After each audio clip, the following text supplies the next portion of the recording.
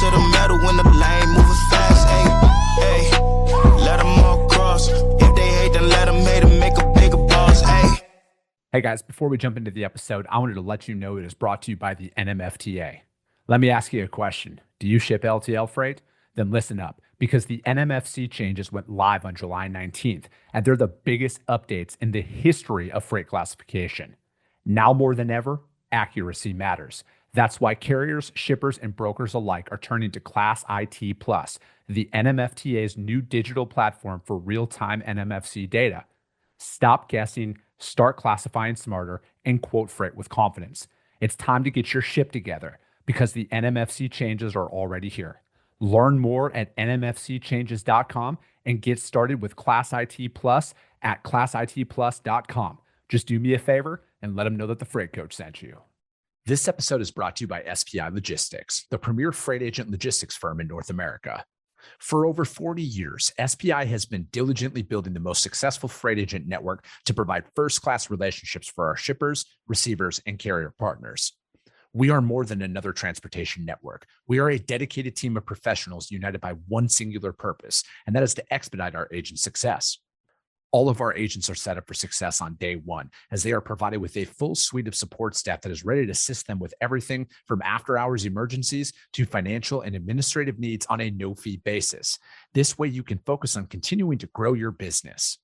There is no financial risk to start, and you have the ability to earn up to 75% in commissions.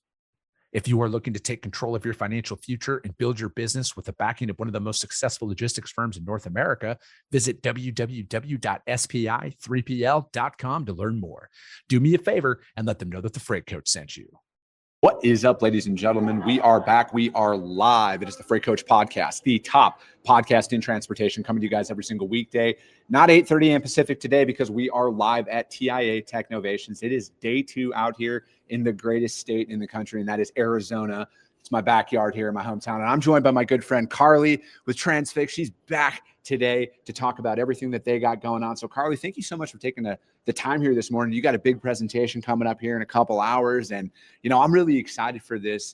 And for me, not being on like the freight tech side of things, I love coming in here because even though I interview a lot of these companies that are showcasing on my show, it's different just to kind of like be in that room and really experience it. Because as a business owner, I'm not talking about a media guy here, I'm talking about the freight brokerage that I run. I'm constantly looking like, how do we get ahead of some of these curves that are out here? Because automation, obviously the hottest topic that is out there right now. But again, like, how do I implement it in my organization before we have a full team on staff so we can work out a lot of those kinks? Yeah, I mean, I think you hit the nail on the head in terms of like coming to conferences like this to fully understand what is out there. Where does it fit in your operations today? And as you scale, what does that look like? TIA is a great opportunity for that. There's a lot of exciting stuff happening. There's been some really great Technovators that have, presented the last couple of days. That's been exciting. And then, as you mentioned, we're in the Shark Tank today. So yeah, I'm fired up. I'm ready. I love it. So from your perspective, you're out on the road a lot. You're seeing a lot of these things. What's some of that technology that's like outside of what you guys are doing that you're excited about kind of for the industry as a whole? What are some of those presentations you've seen? Yeah, I mean, I think that a lot of this technology has a purpose. I think what's really important is kind of where it fits uniquely into everyone's book of business. I think a lot of the ones that take away the mundane tasks, that kind of like automate some of the stuff that actually don't really need somebody or doesn't bring value to somebody's job, doesn't bring value to a customer, to have somebody working on that as opposed to working on the relationship. Those are the ones that I think are really cool. Anything with scheduling is really hard. So if you've tackled that, I'm super impressed. And anything that can just manage through exception management, that's also been really great. We're in the Shark Tank with a couple of other really great companies. Fleetworks is one of them. I have the opportunity to see their product a little bit. There's some good stuff coming there. So there's a lot out there. It's very circumstantial to what you're looking for, what step you want to start with in your own book of business. What are some of those areas, because everybody's, has a diverse freight mix out there. There's RFP shippers that are out there, but like, I feel like the majority of the people need to understand, like, you really do start out in that spot market spot. And I think it's like, how do you meet where your customers are? And I think like, Because I look at it as I'm not an entrepreneur guru by any stretch of the imagination, but like I've been self-employed long enough to understand that just because I want something for my company, does that mean it's going to benefit my customers? So it's like it's really taking that and then bringing that in, and that's where I think you guys have a great tool out there in the market. Is it's like I don't know of any shipper that has an RFP that is like overtly satisfied with the structure of it and everything else, and like the ones who put it together on a spreadsheet, I don't know of any of them who are like super excited to build all of that out. Yeah, it's a really funny point. You mentioned that in the beginning, was that where do you start through all of this automation and what does that look like? I was having a conversation with a broker yesterday and they're like, well, I'm looking at this product to do this and this one do that. And I was like, where does the life cycle of a load start? Mm-hmm. It starts at pricing. Mm-hmm. And pricing is critical not only to your business, but how you perform, which ends up impacting the relationship with the customer. Very similar with spot, right? Like, what you need to price to win the bid, but what is that cost of acquisition? That cost of acquisition is critical in today's market. That may not be a risk you're willing to take. Yeah. To have that data and that insights on the spot side, that's pretty important, right? Yeah. Like, and it's understanding what is your available capacity? What are you likely to do with this? Like, how do you build off of it? On the other side, when you get an RFP, having that long tail of information and understanding what is the overall risk, where are you going to benefit? Shippers, everyone is like a unique little snowflake. They all do their RFPs very differently. They all look at, feedback very differently. They manage them all really uniquely. But as long as you have an understanding of where your book of business matches against it, what risks you're willing to take, and then taking it a step further when you get the award and understanding how you're performing against the bets that you took, that's when it all comes into play.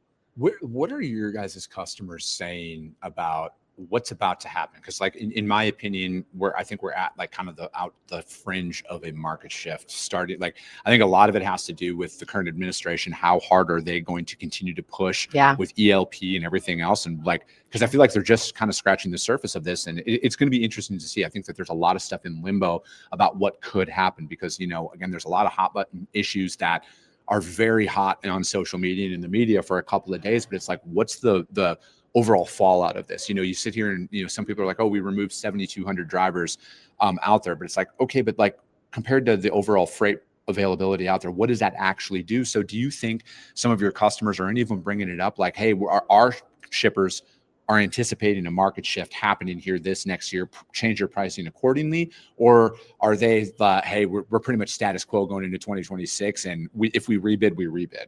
Yeah, I think the smart brokers are having those conversations today to learn a little bit more about it. That is, the kickoff of RFP season. We are in the middle of a couple of them. And I think that I've spoken to a few over the last couple of days. There's a bit of cautious optimism there. There's been some good signs. There's been a little bit of leading indicators. I also think people are just so mentally drained from this trough that we have to kind of hold on to every little glimmer of hope to kind of get us out of this. The smart brokers are taking their current RFPs. Through our workflow tool, you're able to kind of see a long tail of what your margin looks like throughout the RFP based on your buying behaviors, based on the rate you put in there. So when your risk comes, when your margin slippage happens. And so they're having those conversations. If they can look at their book as a whole and see, it looks like, there might be a tick here, or this is what we're doing. Hey, shipper, let's have these conversations now. Here's what we're seeing. Managing those expectations really early makes it a lot easier should you need to go back and have those conversations. Having that open line of communication, having the data to support it, and then the partnerships and the relationship there to back it. So with the data that's available in your tool, like I'm just thinking out here, if we're looking at like the average, 12-month cycle of an RFP, sure. Are you able to go in there and kind of pull out those, like just standard market shifts? We're talking holiday weekends and stuff like that. Like there's a natural rise in what you're going to pay as a broker during that time. And obviously you can't go back to your customer and ask for more money in that moment and stuff like that. So are you able to kind of plan that out? And again, obviously it's all a guess at the end of the day, because when you contract it out, it's the anticipation that there's not going to be any meaningful change out there. And that's why you hedge your bet for a long-term pricing lock-in. But like, as a business owner, I want to see, obviously I only pay attention to the rolling 12. I don't pay attention to the transaction, the week, the month, anything like that, because I know there are certain months that we're going to pay more money on the freight, and I can't go back to my customer every single time and ask for more money. But I'd like to see, hey, the guess on the performance throughout the year, and you have those, holiday peak factors that come in. Yeah. So our engine, dynamic engine, takes into account all of that information. So it takes in seasonality, DOT week, end of quarter, all of that comes into account with it. And so when you're looking at your pricing through here, it's giving you a cost-based rate. It's blending your historical buying behaviors. How do you buy during DOT week? How do you buy when seasonality shifts? Are you responsive to seasonality when it starts to kind of inch in? And how long does that take? All of those are taken into consideration when giving you a long tail view of your margin. Mm-hmm. If you have a lane that's green for 12 months, like fantastic, that's going to work great for your business. You may not be competitive enough to win the lane though, right? Like, and so that is our goal, is to give you that information so that you can make the decisions that are best for your business. And then in there's a place to collaborate, right? So you have multiple users. You can go in there and say, this is going to be red during these months. Account management, sales, ops, what's the plan? What are we going to do here? Are we, looking for more spot? Do they peak at spot? What's the commodity? What's their seasonality? What does that look like? Also, it has the dynamic volume feature. So it allows you to understand during what months and how much volume you're going to have during those months, the impact of what that is. So if you have a spike and you need to consider step pricing, or you need to understand what capacity looks like, that's all taken into consideration in the dynamic engine, so that you understand, there might be, when you look at either an opportunity outside of an RFP cycle, right? Like a short lane before you get into the major RFP, and you see that and you're like, okay, this is going to be great. Oh, but the shipper said it's all in December. Yeah. That's going to be a really rough month, because that's when all your volume is. And that's when you decide to make where you want to make your money or not. So you can look at it and have an understanding based on also the volume that's in there, how that distributes across the length of the RFP. What do you think people get wrong about their data? And this is something that, from my perspective, the more freight you move, I think like it identifies some things that maybe you didn't realize early on out there, and especially from a pricing perspective, because I like to bring consistency to my customers. I feel like that's a massive value add in transportation. Is like, how do we provide a consistent price, consistent service, and kind of balance a lot of that out? But, I didn't start really paying attention to a lot of data up until recently, right? Because it was like I was in such a reactionary mindset with a lot of stuff, like sea freight, cover freight, and that was it. And like, you weren't necessarily planning ahead, because when you're building anything, and this was more like early on in my career, you go from not having freight to then maybe you got a lot of freight going on, and you're so like, we just got to cover it, and then drivers fall off, there's delays, things happen out there, so you're not necessarily like paying attention or as close attention as you should, and then you might make that knee-jerk reaction. Do you guys think data helps maybe calm that anxiety that comes along with it if you have a rough week out there? Yeah, there's a couple parts to that question. What do I think people get wrong about data? The first thing is, everyone says to me, well, I have bad data. Nobody has bad data. You just don't know how to leverage it, right? Like, all of the data is good. We just have to figure out how to leverage it, and what part drives your profitability and what part's driving negative margin, right? So that's the first thing. You don't have bad data. You just have to understand how to leverage it and how to use it. When looking at pricing data as a whole, there's so many different contributors that go into it. Again, it's about understanding the data of not only your just transactional freight, but also how are you performing uniquely within shipper A versus shipper B, because they all have different KPIs that manage your performance, but also affect your margin. And so when you start to kind of unpack your data, and in our UI, we have a reporting suite that gives you performance-based data, market, buying to market. You can look at it by shipper, user, lane, all of those. Once you start to understand that, it can really kind of like help you pull the levers for like incentivizing the behaviors that you want from your brokerage team to help you scale profitably.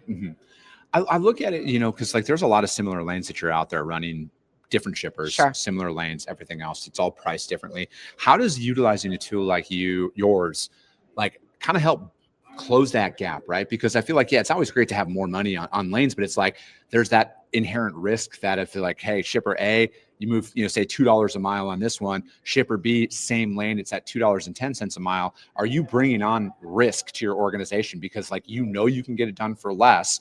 And then is that an area where your competitors could come in? Do you see that that's something that brokers, after implementing your tools across, maybe it might be for more of a mature organization with multiple offices and stuff, they're like, whoa, our pricing's actually out of whack here. Why are we getting this? Or maybe it's, how do we get that shipper that's at $2 a mile up to $2.10 a mile? Because again, we have the data to back it up that it's justified and people out there will take that. Yeah.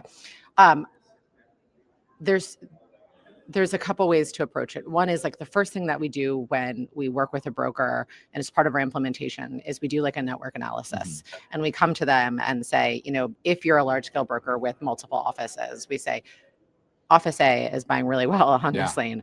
Office B is not. Office B holds the majority of this freight. Yeah. This is where your disconnect is, and like one way to kind of, understand how to unpack a little bit more margin on there. Yeah. I think that when you're looking at same lanes, different shippers, that's more of a carrier capacity Yeah. piece, right? Like if you're paying more per mile based on that, is it because you're paying a carrier that's more reliable Yeah. and hits those KPIs because that shipper is very strict, right? If that is the case, then that's then you take that internally and you say, all right, this is where we pay it. Yeah. This is what we have to do for this shipper, but we know we have an edge in this market. Yeah. So how do we capitalize on Yeah. it? One of the things that we do with the tool is we retrain your model every single night. We ask for your data every day so that if you start to gain a competitive edge in a market, it's immediately reflected the next day when somebody goes to quote that. So you're taking advantage of that. On the other side, if you're losing your edge, like maybe complacency set in, or a broker was out of town for a week or whatever that is, that's also evident and like called out in reporting, and then called out when you're looking at making those pricing decisions. So, I mean, there's a couple different ways to look at it. The tool is helping you manage the data to make the right decisions. It's surfacing the capacity that you've used to make those decisions previously so that you can make kind of more strategic data-backed decisions, like instead of just let's hope for the best. No, absolutely. Yeah. Do you think that with where we are with, the right tech stack and data, again, you were alluding to people say that we have bad data. Do you think it's actually exposing bad processes and bad leadership along the way to like kind of pull that out? Because again, like I look at it is I want to sit here and think I'm perfect, right? I think everybody is their best character in their life. And I get all of that, but like, I want to win in business. Yeah. I'm not concerned about being right. Like truly, if you can come, like my honest philosophy, if you can come to me with a way for us to make more money, create more value for our customers, please bring it to my attention. Like we need to make those necessary changes. Like that's just how competitive it is in the real world, right? Like not fictitious social media, everybody wins stuff. Like this is where it is. And it's like your data is your competitive advantage to help you. Like maybe you can get a little bit more competitive on your pricing out there in the market where you're going to long-term hit your metric, right? Whether it's 15% profit margin, 14%, whatever that number is. I'm just making stuff up right now for people. Do you think that that has caused some people to be like, our systems suck and we got to start there? Yeah, I think the bad data part in the beginning is really funny. I don't think people are looking at it as like, it's bad data, our leadership sucks. It's that most brokerages don't have data scientists, right, to help them understand their data or analysts. And that was like a big thing for me when I came to Transfix. I was like, they have a chief economist and a whole bunch of data scientists and analysts and all of these people and then data engineers. Yeah. And so that was our competitive edge. That was what we did. It's not uncommon. I think maybe I've talked to a few and they're massive brokerages that actually have a team that supports what that is. So, I don't think that is necessarily evident of bad leadership. I do think though, if somebody is sitting on the same information that they've had for a long period of time and, hanging their hat on their laurels and, just blaming it on, a bad economy, a bad market and such, that having a tool like Transfix or any of these other ones out here does expose that a bit more, right? It does kind of bring that to light, which gives you like a, oh no moment. And you have to decide, which way do we pivot to make sure that we're maximizing the tool that we have, because implementation and change management is hard, especially for people who've done it the same way for a very long time. Exactly. But then, just also making sure that you're leveraging everything that you guys have internally. Yeah. No, I mean, and I want to sit here. I don't know of anybody who wants to be told that they're wrong or they're doing something wrong. But like at the end of the day, I think like that for me is like where a lot of value with tech is coming in, is where it's like, again, a lot of people, you get comfortable, you get set in your ways. This is the way that we've always done things. You don't necessarily think you're having a problem because you know what? Yes, you're making money. Yes, you might be profitable. Oh yeah, the economy's bad. That's why we're not this and that. But it's like, well, you might be one or two tweaks away from being profitable in a down economy, in a bad market and everything else, because you're not paying attention to those things. Because again, 100%. like I'm an old school freight guy to my core, right? Like cold calls, site visits, do it, move truckloads. But like it's a different ballgame now. This is not the same industry pre-COVID or even 2022. Mhm. Like there is so many more tools that are at your disposal to drive greater efficiencies out there in the market. And when you can drive greater efficiencies, you can create, in my opinion, more customer loyalty out there, because I think we're about to embark upon a market that I don't know if enough people are really comprehending about how bad it could truly get for the freight broker community. Mhm. Because when it becomes a carrier market next, like it will, rates are going to go up. I don't know of any shipper out there who's going to willingly want to increase their prices, especially when they are dealing with high inflation, just like the rest of us are out there in the market. So it's going to be that balancing act. But again, are you utilizing your data to actually move your company forward? Or are you going to use it for your detriment? Mhm. And I think, again, it's a lot easier to hold back and not pay attention and like not accept where you are. Yeah. And that's one thing that I'm excited about with a lot of the stuff that I'm seeing here is it's like, how do I drive greater efficiencies? How do I set my team up for success with this? So when we can go in there and bid with confidence at the end of the day, because that's what we need, because market shifts are going to happen. Bad economies are going to happen. I can't control that. How can we take our data? How can we leverage that to actually win? So somebody's winning, right? Like I know a lot of guys out there, guys and girls, excuse me, that are winning in this market. Yeah. They're gaining market share. They might not be rolling in with a ton of margin and everything else, but guess what? They're onboarding new customers. They're getting new lanes. They're inching it forward. They're going to win in this next cycle. So it's like you have to utilize this stuff and leverage this to your advantage, because the tools are at your disposal now. You can't sit here and say there isn't a data aggregator out there that you can't implement into your organization to make it all make sense. It's all out there. And everything, even outside of Transfix, when it comes to data, most of these, anything that you look at, right, whether it's a Power BI or, whatever, they are made to aggregate and help simplify and slice and dice so that you can make those decisions that are better. And it can, there's the really obvious ones where, like, oh, this is a really bad lane for me. And then there's the good ones where you're like, this is, a great lane for me. You can take it a step further, right? And if you can't, you can partner with companies, like Transfix, to help you understand that.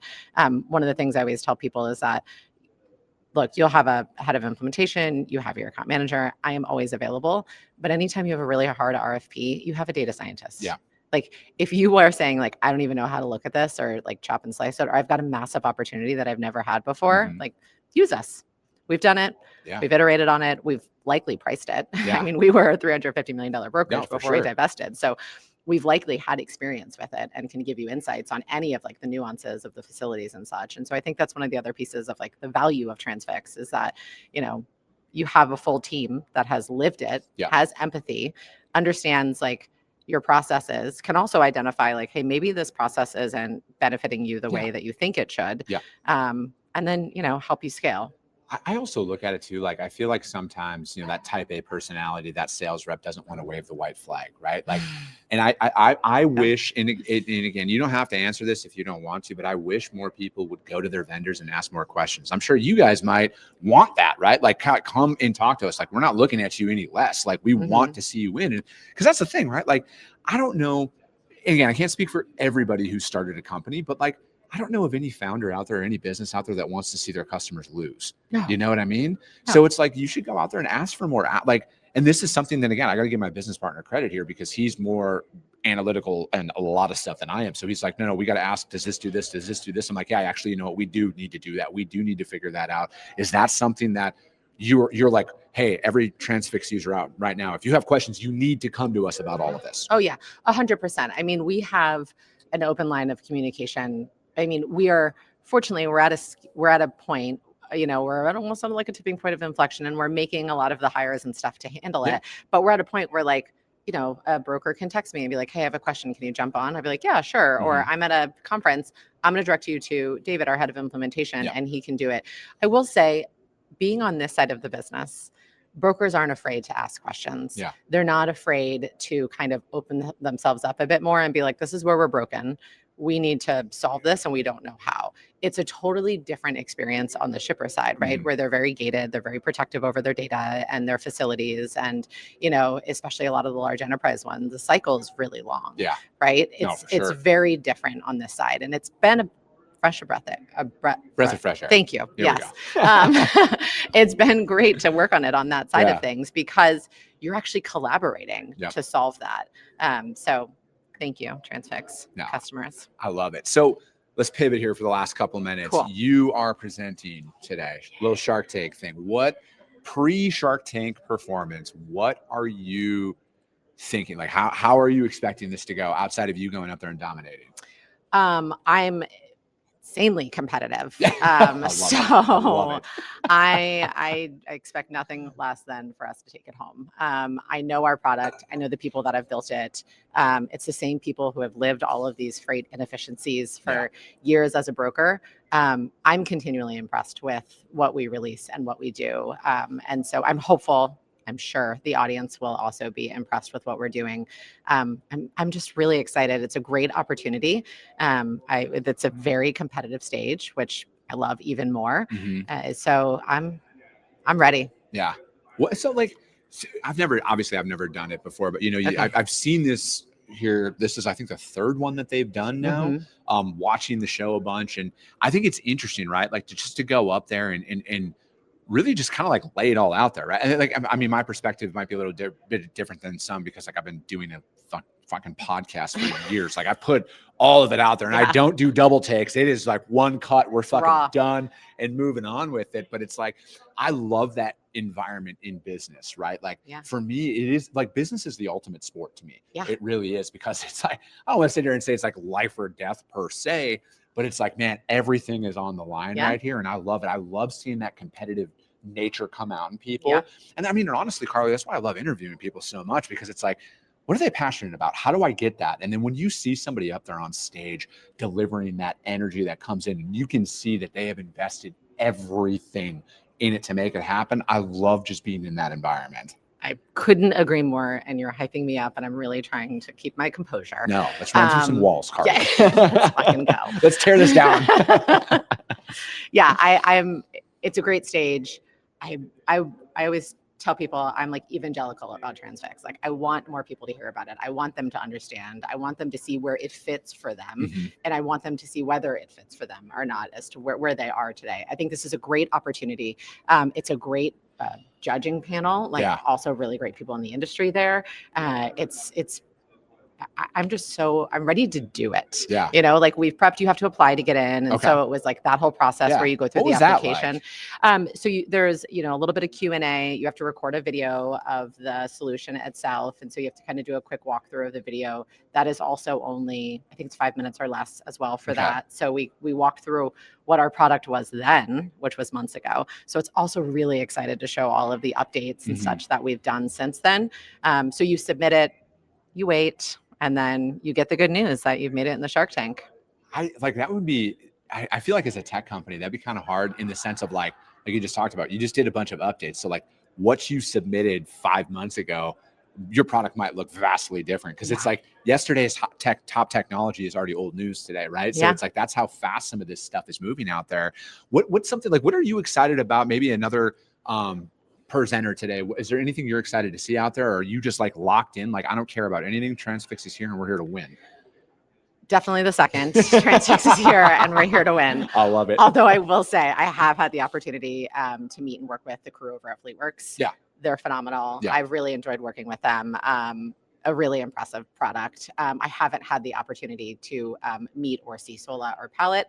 I'm sure also great because they're in the Shark Tank, which speaks for itself.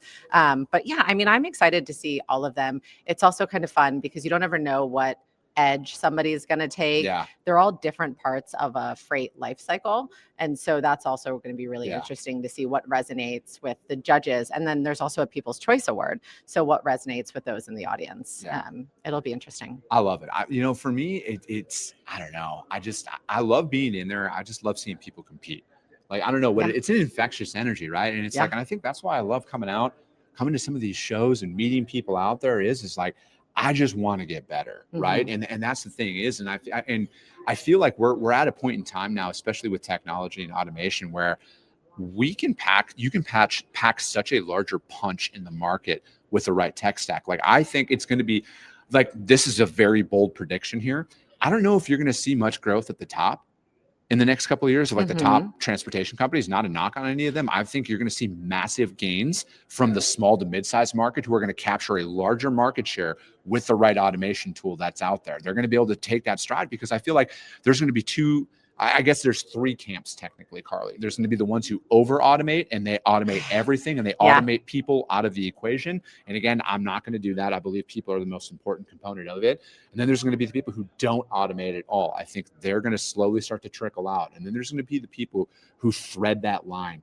How do you implement just enough technology and then actually make your human element stand out even larger? And that's where I see the greatest opportunity coming. I'm banking on the fact that that's what we're going to do here. And we're going to be able to go in there and just pack a larger punch in the market. And you get that opportunity now with some of the tools that are out there. Yeah, I agree. I mean, I think that it's a balance, right? You have to make sure you're balancing your P&L and your costs and your overhead and what that looks like.